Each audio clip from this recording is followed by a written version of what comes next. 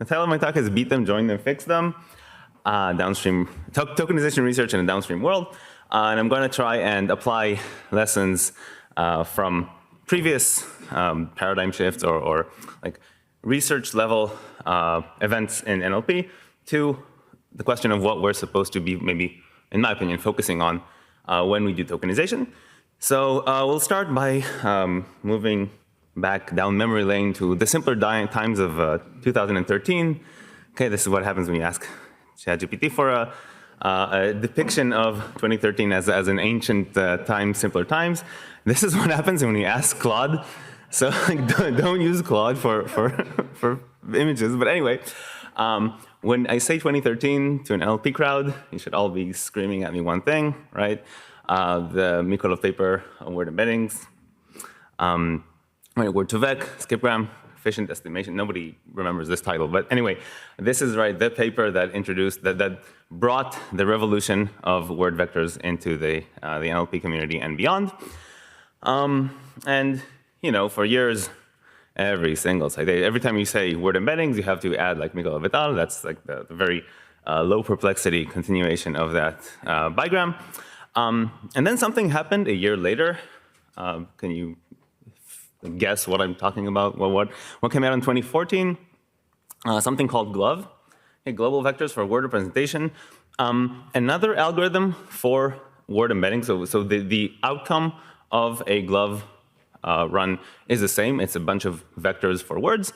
But I don't think we can, like, much fewer people in this room can recite the GLOVE algorithm or run it through a corpus than can do that for skipgram or word to vec.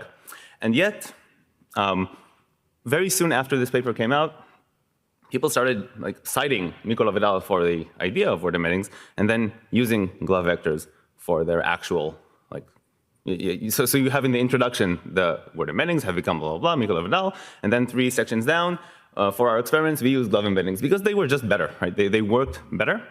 And like this duality continued to exist and to be like the main driver of NLP research for the years to come. And the reason that this, well, at least this is my analysis now, that this is what happened was that this is what GLOVE vectors look like. Okay, and it's exactly what word to vec vectors look like as well, right? You had a file. The first space delimited thing in every line was a word, and the rest were the numbers that comprise the vector, right? So you could easily say, I'm using word embeddings, but I'm taking this like better model for actual, like, to make my results better, right? So the actual vectors work better, but the out of the box usage is exactly the same. So I'm pretty sure that like the original word to vec vectors are not even available anymore. Like they just fell out of use, even though they were first, even though everybody knows that Mikolov was first. But GLOVE is still out there, I think. And there's other, there's polyglot and there's fast text, and they're all much more used than the word to vec, the skipgram vectors. So, right, how did people use this? Well, they just built their pipeline as they would for anything else, for a prediction classification task. And instead of using the file that they had for word to vec files, they just kicked it out and brought in the GLOVE file. And that's it, right? So you don't need to like remember. Maybe like I think if I say GLOVE, maybe some people will say, well, matrix factorization, and that's about it for what we know about GLOVE or remember from GLOVE. But for word to vec, it's like, yes, there's a window and you go and the context and they predict. So I still teach in my class word to vec algorithm, and I mentioned GLOVE as, yes, use these vectors. They're good vectors. So this went on for maybe 4 or 5 years, and then what eventually dethroned word to vec or word embeddings as a paradigm, as a main like backbone of NLP models, this was the contextualized stuff. Okay, so when Elmo or BERT became so strong that they were impossible to ignore, that's when we started shifting away from word to vec. So yes, there was this new paradigm of contextual representations. We all had to redesign our models and redesign our task to accommodate this new like idea. But it took 5 years. Okay, and this was because I remember I was at the Elmo presentation in Minneapolis, was it? I just remember that very high delta on the results column, like in their presentation. It was really impossible thing. Like at that point, everybody realized, well, if we keep using Word2Vec, like that, we're not going to be able to get good results. Then they had the misfortune of BERT coming right on their tails. But still, and yet there were attempts before them. So do people know about this paper, Context2Vec? It's from 2016, so it doesn't predate Elmo by a whole lot, but it did come before. It's the same idea. So they were also using like contextual representation vectors for downstream tasks.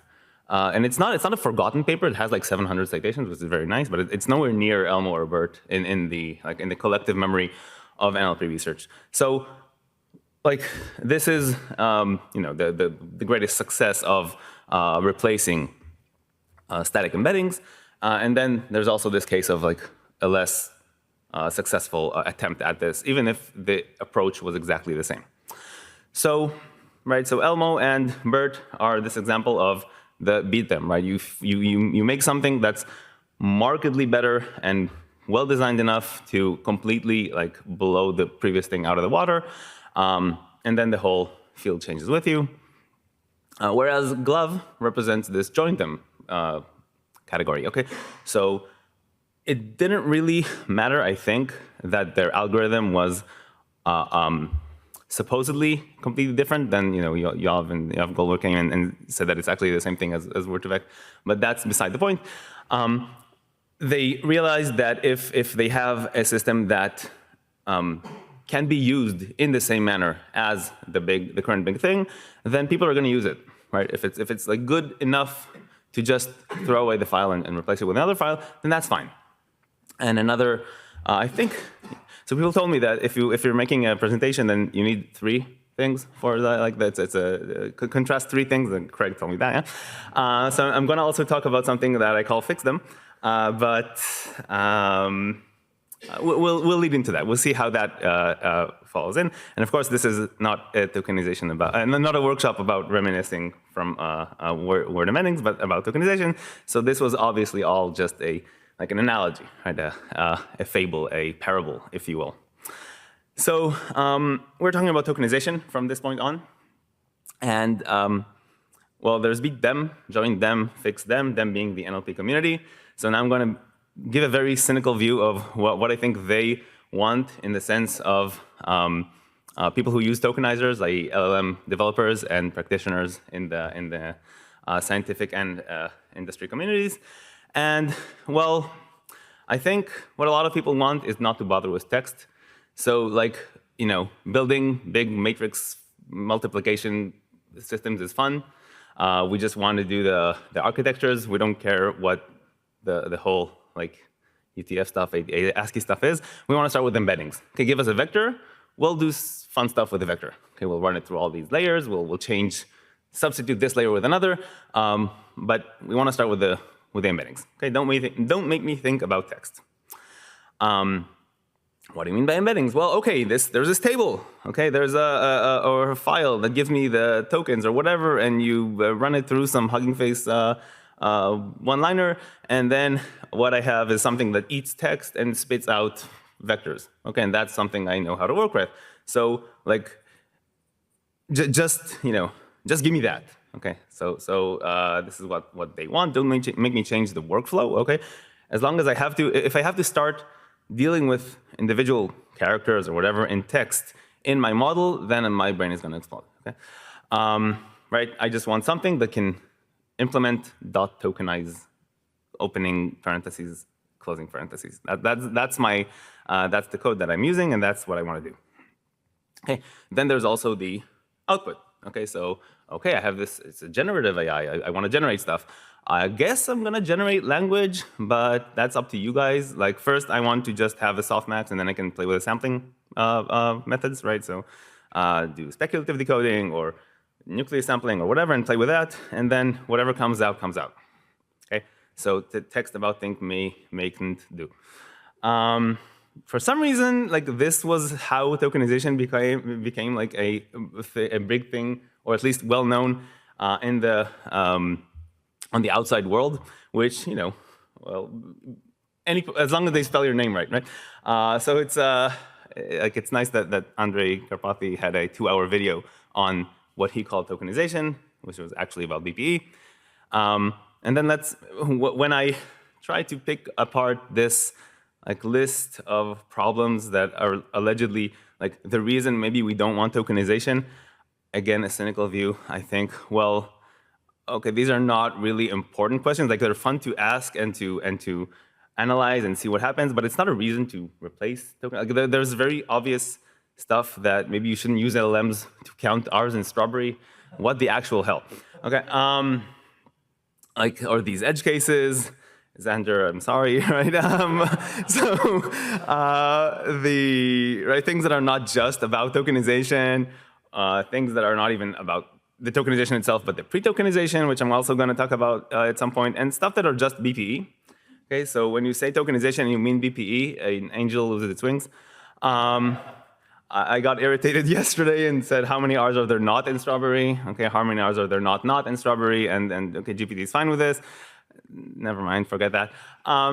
So those interests aside, yes, let's get back to the what do they want? So they want something that gives you a table you get a table and you spit out embeddings based on this weird stuff that humans write.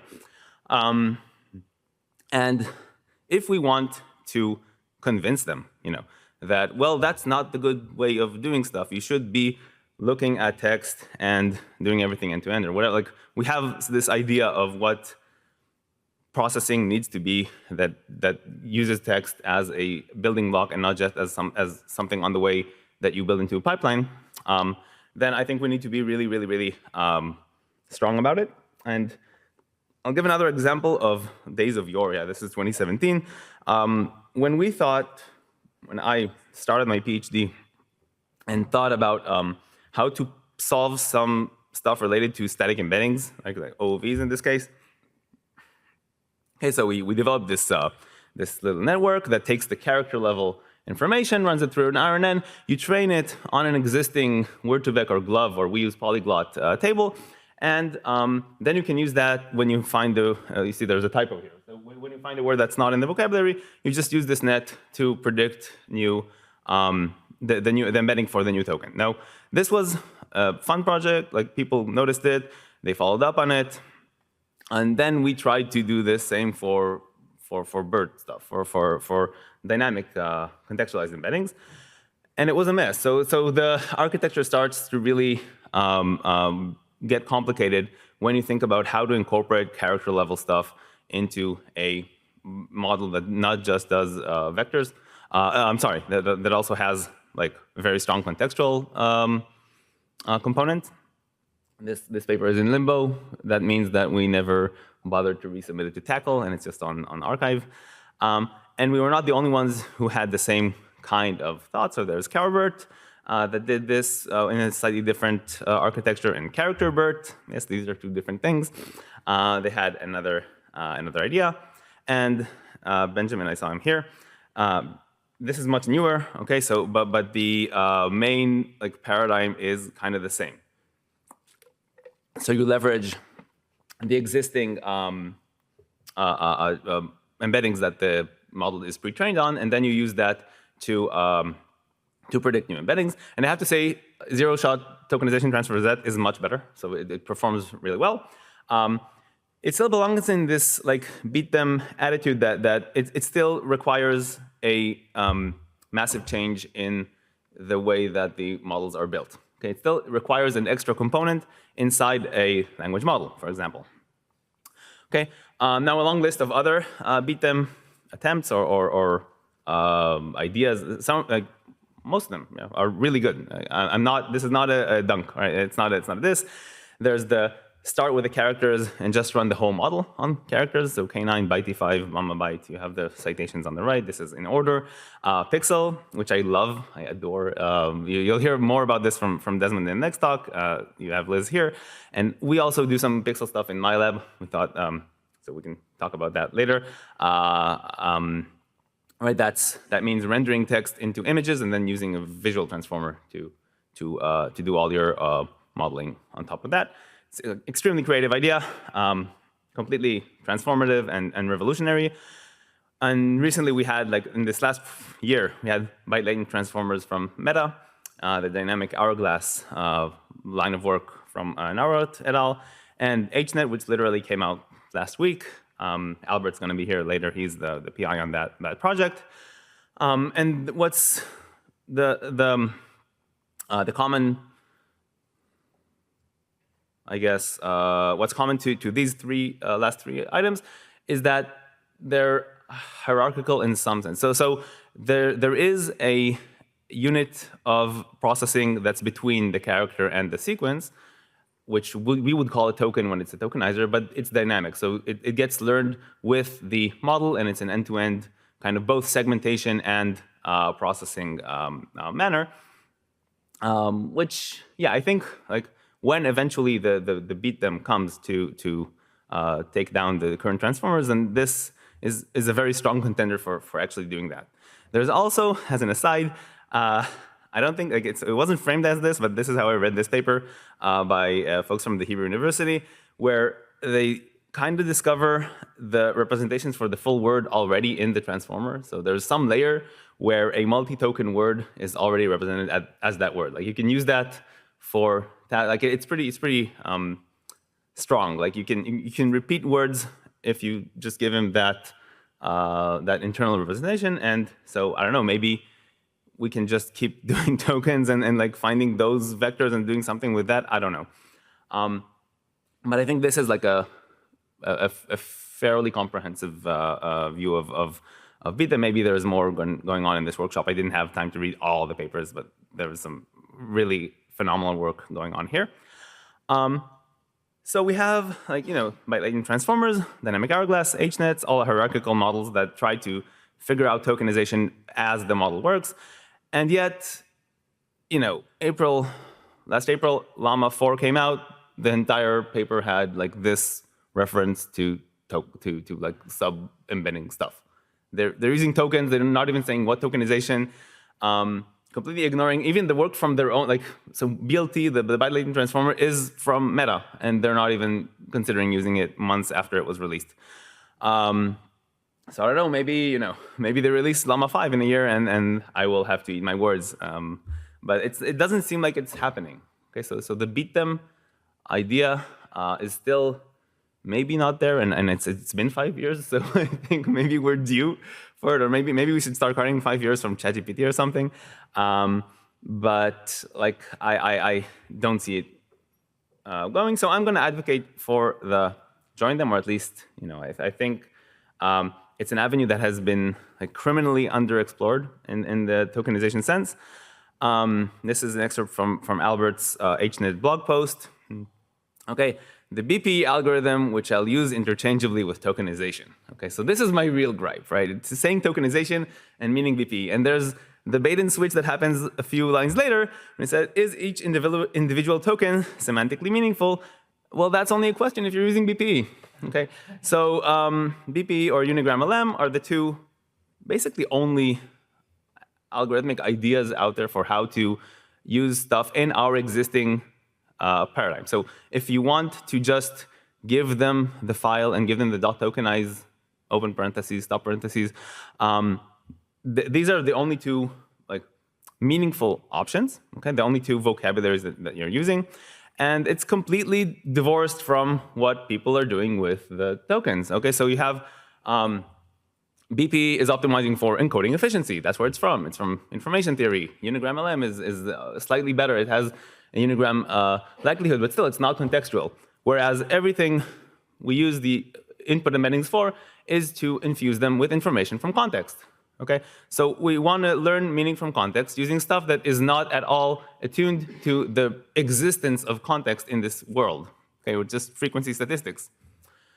And so in our lab, basically, so this started when I was finishing up my PhD, and I've worked 3 years on trying various ways of how to incorporate context into tokens. And the sad thing is, I was working very calmly. I was not at all afraid of being scooped. Like I knew that there was nobody else who was thinking. It felt like a very obvious thought to me, like, it's right there, right? We're not using it like but nobody was talking about it.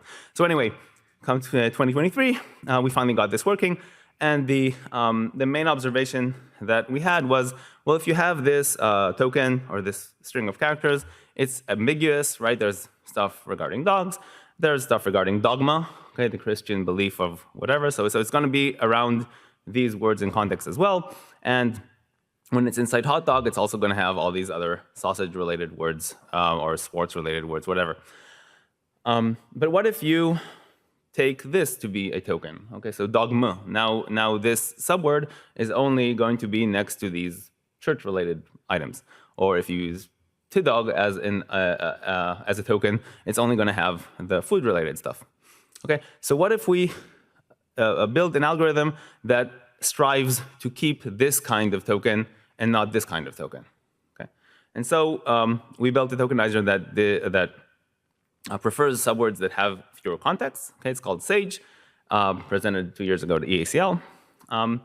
There's another shout out to Mikolov. This has nothing to do with the intro. It's a complete coincidence. But the idea was you start by running over a corpus with the tokenization that you have right now. You build token embeddings and calculate a skipgram objective for like an overall log probability. And then you start kicking out tokens that are not useful. So this is an ablative top-down model like Unigram LM and not a bottom-up like BPE. Okay, so I'll maybe skip the equations. But the point is you run this algorithm, and then what you end up with is a file. Okay, a vocab file that has, you can even add the probability numbers there, and then you have like a decoding method. But it's join them. Okay, all you have to do to change from BPE to something that's contextualized is just replace that file.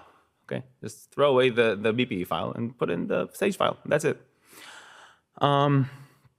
We can talk a little about the algorithm. That's not the main point of this talk, right? So again, you compute the loss for an embedding-based model on your corpus with the existing token vocabulary that you have, and then you throw away the tokens that mess up your objective the least, because that means that they're not helping the algorithm altogether. And we had, obviously we did downstream evaluation, we did intrinsic analysis, but we also had this anecdote where we found in the English model the token OG, that is completely meaningless. Like it's exactly the dog thing. Even I'm just noticing that it's the same. Like it's a substring of dog. But yeah, it appears in dialogues and pseudogene and pseudogene. It's not going to learn anything semantic. Okay, and then what Sage did was throw it away. Okay, it kept larger tokens that are better, like they have better context around them, and now these words were represented by larger tokens. And in some cases, well, it was a lost cause to begin with, so we just fragmented it even more, which I don't think is a big problem. Okay. So it's either retaining the larger tokens above it, or just defaulting to even smaller tokens, to the characters, which is the behavior that we wanted.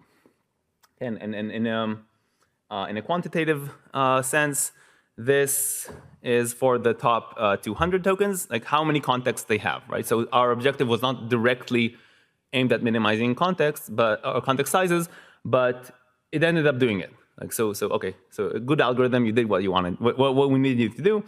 This goes on from 200 all the way to 16,000. Like it's consistent, right? It's a vocabulary that has a very ambiguous head. That's the single characters, but then the other tokens are in smaller contexts. So they have more opportunity to learn when they run in an LLM.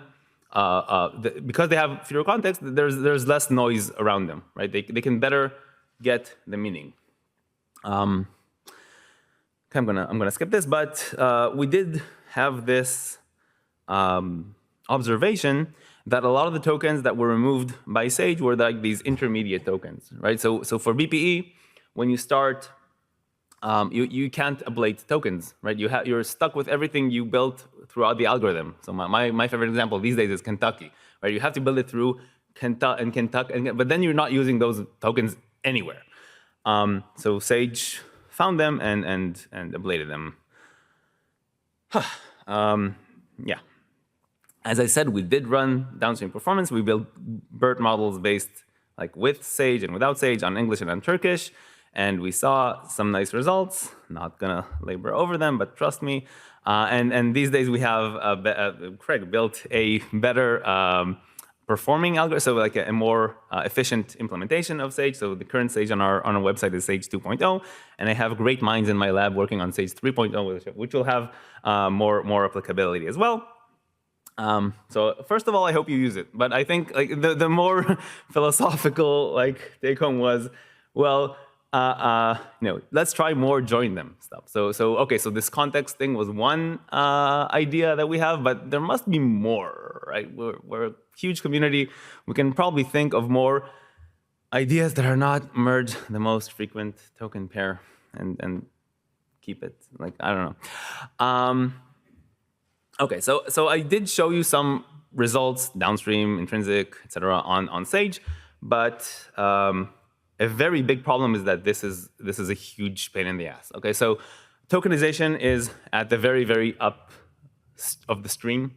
It's the first thing that has to be done before anything is trained. So if you want to just tune the hyperparameter of your algorithm, you have to run everything through the full NLP pipeline. That's horrible. That's maybe one of the main things I think that harms, like that. What's the word? Like not dissipates. There's a word for stops people from doing the research on this. Stymies, is that? Okay. So right, so the obvious thing and what your reviewers are going to tell you is, well, where's the downstream evaluation on this? Why didn't you run 1,700 models for all of your different settings? And even if you do the downstream performance, like this day and age, like choosing your task is basically shot in the dark, right? You can do anything, and then you just end up evaluating like bit per token or perplexity, which is also a proxy task in itself. And I think like the main maybe thing I want to solve in this respect is correlation. So finding a set of intrinsic measures that indicate better downstream performance, and I'm happy to say that there is work on this. So the Renyi entropy paper came out with the idea that it correlates well with machine translation BLEU scores, and others have been working on this as well.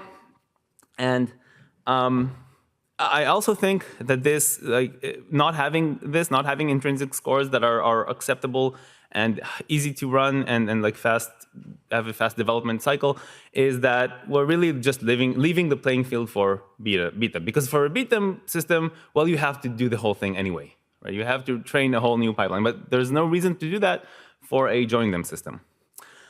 So I do want to give a shout out to this Apple paper that had the table with a correlation for the intrinsic scores and extrinsic scores. So check that out. It's a good paper.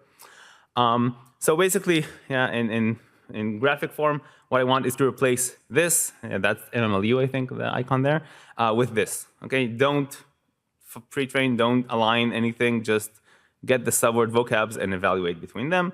And there's multiple approaches for this. So you can check statistics on a big corpus. You can run morphological tests, like how well do the tokens align with morphemes. That's kind of fun to do. But I want to talk about like this out of left field idea that we had for evaluating models subword tokens vocabularies based on the human mind. Okay, so what do I mean by that? It's a completely untested hypothesis that it's just out there, that something that is easy for humans to process in the tokenization sense is going to be also easy for a tokenizer. So if we can check a correlation between humans and tokenizers, we can then find out which tokenizers are better. Like it's really, I'm using the question mark intonation on all of my sentences because it's like it's a fun thought. I don't know how to test it, but it gives us an independent signal of all these previous methods that I said, right? It's not connected to morphology. It's not connected to corpus. Like it's its own thing. So obviously we can't directly measure easy for humans. That's not a thing. But what is a thing is fast processing. So there are a lot of data sets lying out there in the world that psychologists have been very nice to collect for us now. Not for us, but obviously they're still there, called word recognition tests. So you sit a human in front of a computer and you show them a string of characters, and then you ask them, is this a word or not? And what you really record is the time that it took them to answer the question.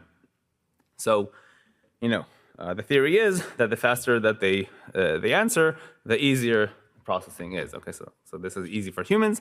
For tokenizer, it's easier, right? Just if you have fewer subwords, that means tokenizer is doing better on this word, on this character sequence. Okay, so we had these two measures, response time in milliseconds, and something we call chunkability, that is dependent on the ratio of tokens to characters or characters to tokens, right? The inverse. And this is what it's supposed to look like. So for an easy, right, the easy strings are to the right, right? And So easy for human to decide is on the bottom, and easy for the model to process is on the right, right? So for real words like outfoxed or seafood, if you have a high response time, that should correlate with a lot of tokens. Okay, so you have a negative correlation for that. And for the non-words, if it's easy for the model to chunk, then it's also it might take longer for the human to respond. So that's a positive correlation. Okay, so we ran this on 4 data sets that were available at the time: English, Dutch, French, and Spanish. And we found just what we wanted. Okay, so all the word data sets had negative correlations for all the real tokenizers, unigram, BPE, and word piece, against a length based baseline that didn't even get the direction right. And the non-words had the positive correlation.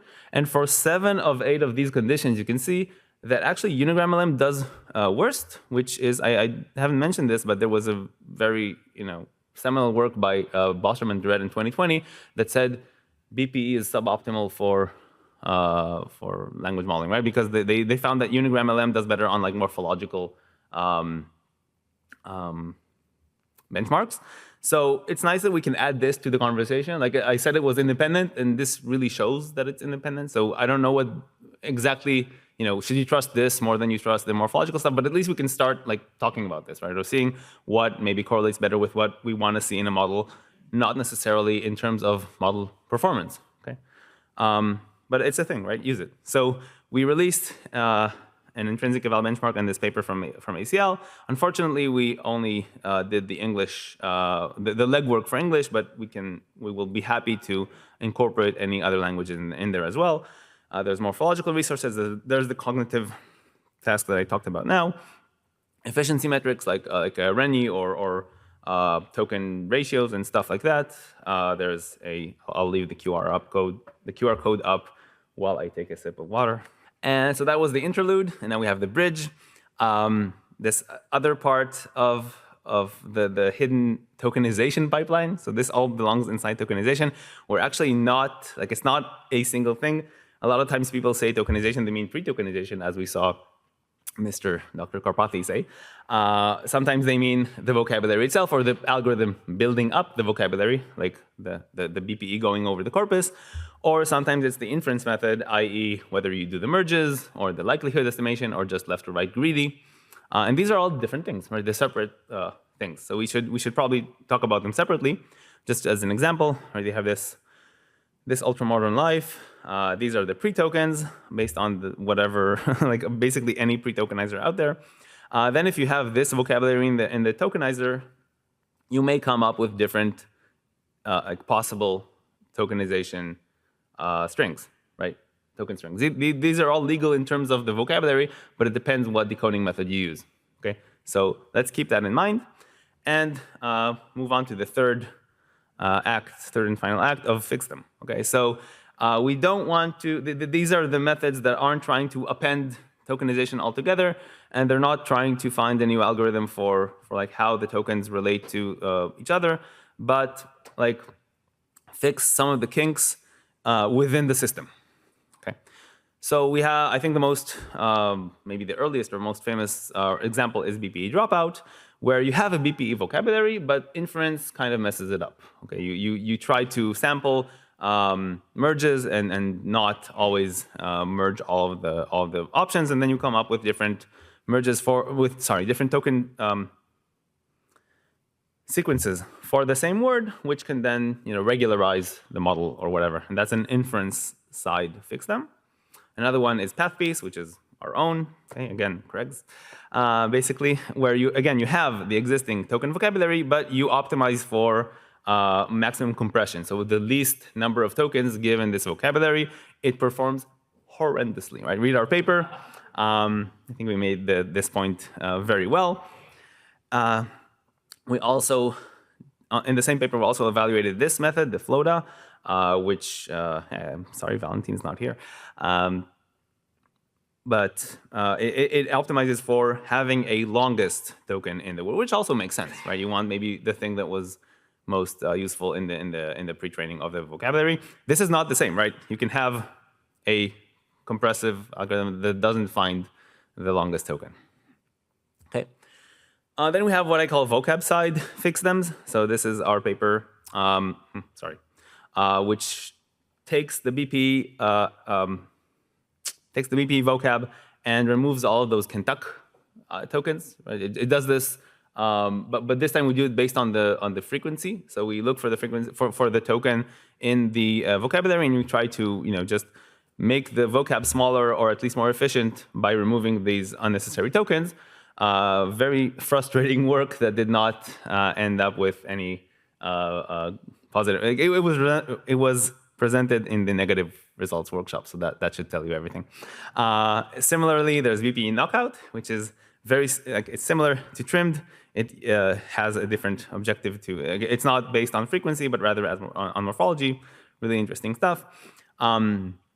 Picky BPE does this one step earlier. So during the vocab building, there's a rule that you can apply if the token that you left behind, that you build on top of, is already useless. So it's a more efficient way of doing it, but of course you can't do it for an existing vocab.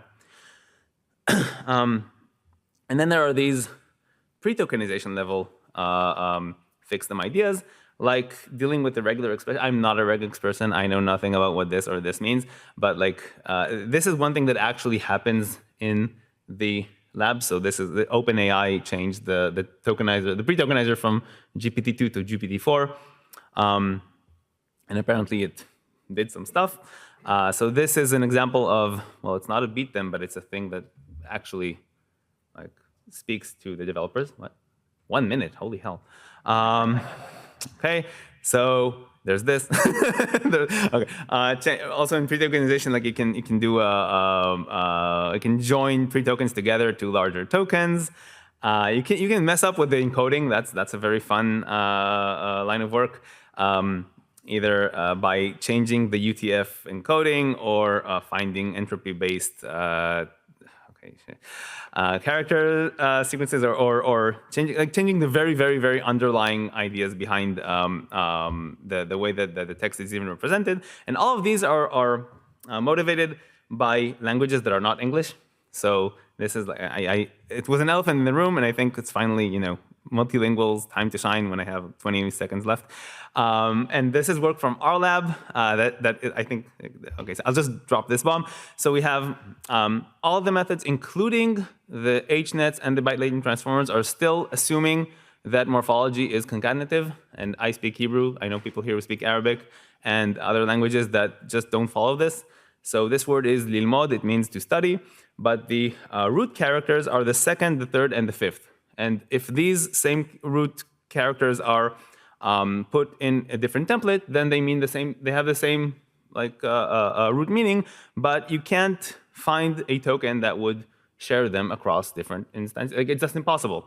So we have an algorithm that is going to be presented next week at ACL, with where we relinearize the text such that the root characters are together, and then you can run that in a tokenizer. So it still joined them in some sense, right? You just do it before the tokenizer, and then you can run any algorithm on that. We had some nice results. Also cognitive, like this is so fun. Like it's good that we had that paradigm available to us.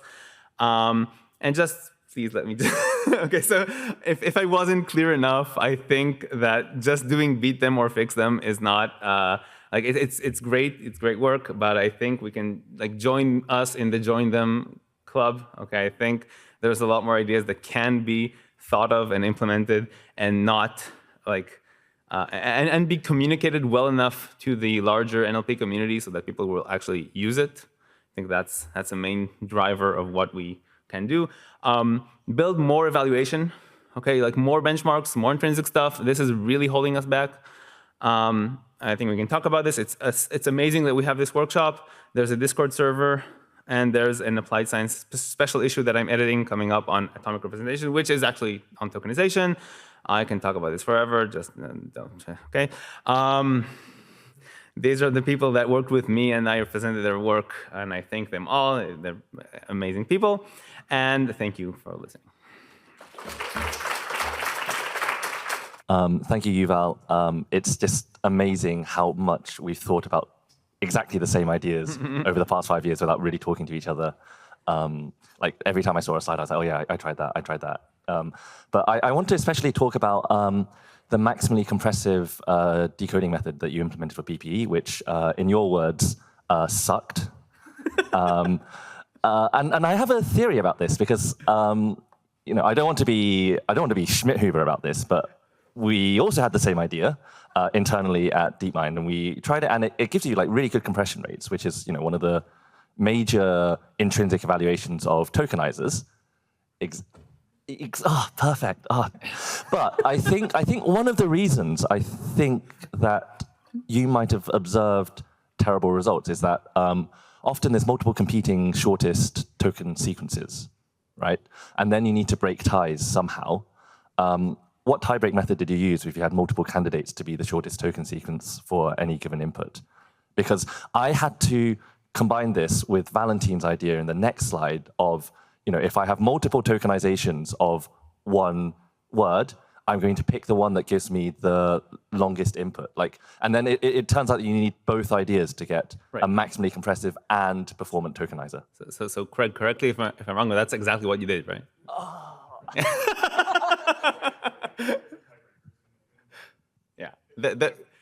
We have a paragraph about the tie breaking. But we didn't try long though. Oh, okay.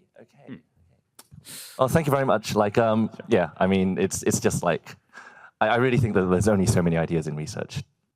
Great talk. It was wonderful. I'm curious how confidently you believe that good intrinsic measures of tokenizer quality should even exist.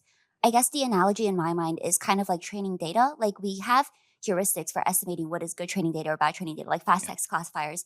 But in the end, you can't really know without training a language model on that data. And there's obviously a risk to it, right? Which is that we index too hard on intrinsic measures that may or may not generalize when the tokenizer changes too much. Right. I kind of agree in that we can never be 100% sure, but I think we can definitely do a lot better than we are today. Like there's still like not a breadth of how to even think about these. So it's not necessarily about convincing someone that your method is better, but even just for your own little development pipeline, when you want to iterate over ideas while you're developing that, you need to be more confident than you are now in doing that. So, just something that you can run in a validation loop every single time you change the thing. But then, and then you converge on your final version of the idea, and then you run the downstream application. That is a development cycle that makes sense to me. Because I think. So for Sage, it was evident to us. We had to at some point stop and just build the one BERT model because that's what we had budget for. And it's still always in the back of my mind that we probably could have done a better job at finding the exact. Sage has some moving parts. We could have probably done them better and gotten better results downstream. And it's back then it was hard to tell. Now it's maybe easier. Maybe we should build a new Sage. Also. I think I can shout out the poster that Craig is going to present here that also has to do with the amount of training data that you need for a tokenizer. So that's another question. That's the second from the right here. Anyway, So thanks for the question.